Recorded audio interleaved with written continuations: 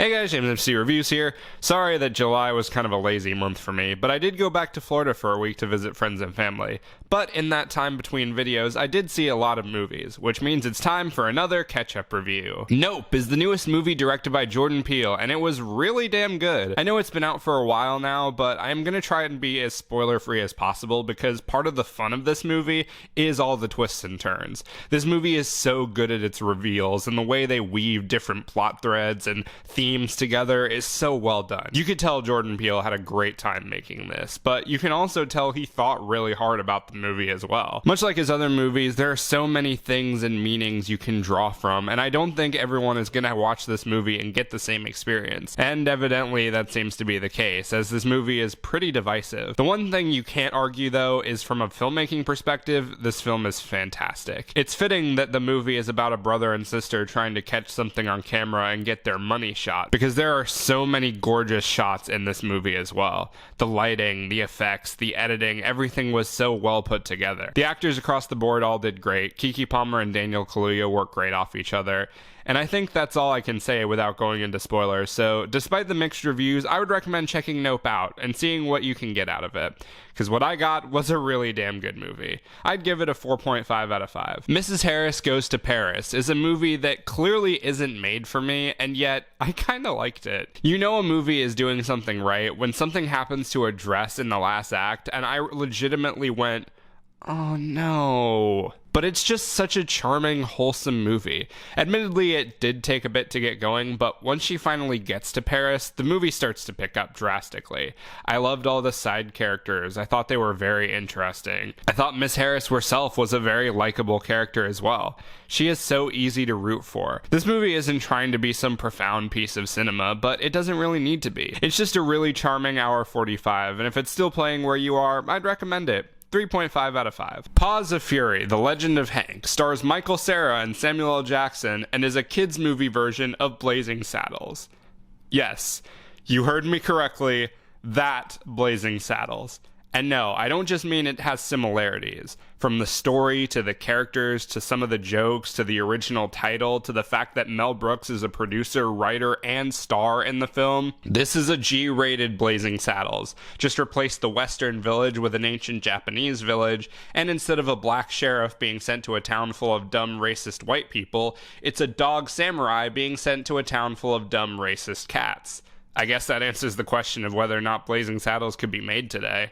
I think the most surprising thing about this movie, aside from what it is, because the trailers made it look like a generic kids movie, is that it wasn't complete ass. The movie is at its best when it's doing what the original Blazing Saddles did, when it's taking the piss out of itself and mocking the cliches in those types of movies. Some of the jokes and lines were genuinely funny, but then there are other moments where it's just being a standard kids movie and playing it straight, and it starts to get kind of boring.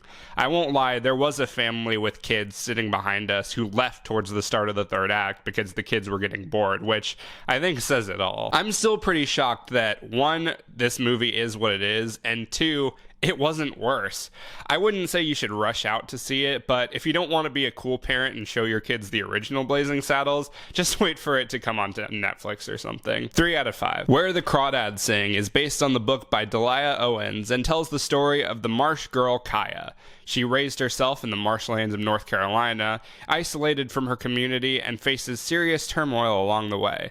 But when she's put on trial for the murder of a man she's involved with, some secrets about her and her community start to unravel. This movie was decent. I haven't read the book, so I don't know how it compares, but it was an okay sit. The acting across the board was pretty good. The production design and cinematography were well done.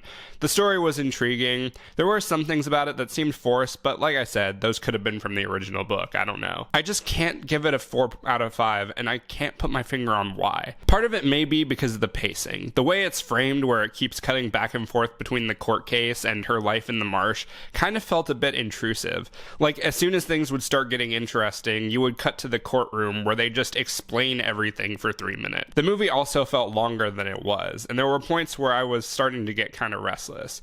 Granted, this was the third movie I saw that day, but still. Like I said, it's not a bad movie, it's just not something I'd actively seek out again. 3.5 out of 5. Fire of Love is a documentary about the life and times of intrepid volcanologist and lovers Kasia and Morgan Maurice Croft. It details their adventures together studying volcanoes in action, and showcases all the material they captured before their unfortunate death in 1991.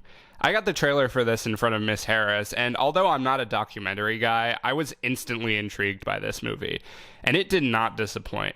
The presentation is fantastic, helped not just by the editing and animations, but by the fact that Maurice approached each subject through the eyes of the filmmaker. He really does well to capture the scope of what him and his wife are exploring, getting up close and personal to show dangerous amounts of detail. The way he puts across the beauty of these volcanoes as well as the destruction is really effective.